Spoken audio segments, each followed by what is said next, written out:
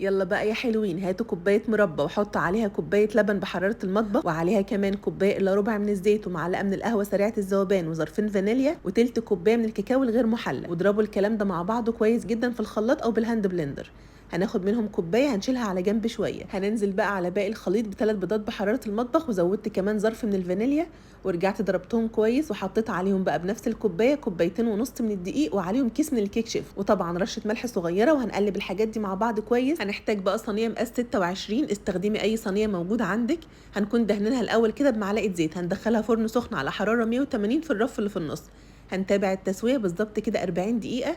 بتخرج من الفرن بنعمل فيها فتحات زي ما انتم شايفين بالشكل ده. بنكون مجهزين عندنا بقى نص كوبايه لبن، مدوبين فيها معلقه من السكر ومعلقه من القهوه سريعه الذوبان، وهنشرب بيها بقى الكيكه بتاعتنا بعد لما الكيكه تكون بردت خالص. باقي الصوص اللي عندنا اللي احنا شلناه في الاول هنحط عليه كوبايه من الجلاش المحمر. وطبعا الجلاش يا جماعه حمرته في الفرن، حطيت عليه معلقتين من السكر البودره ومعلقه سمنه. هننزل بقى الصوص القمر ده على وش الكيكه بتاعتنا، وعلى الوش كمان كده شويه جلاش محمرين، وقدموها بقى يا جماعه بالف هنا. الطعم بتاعها خطير. الناس اللي بتحب السكر زياده زودوا مع كوبايه المربى كمان نص كوبايه من السكر. قطعوها بقى كده وقدموها بالف هنا. طعمها حلو جدا، قرمشه الجلاش مع طعم الكيكه مع طعم الصوص، بجد بجد خطيره. ان شاء الله تجربوها، ومتاكده هتعجبكم وهتعجب كل البيت. ويا رب الفيديو يكون عجبكم، واشوفكم على خير بقى في الفيديو اللي جاي.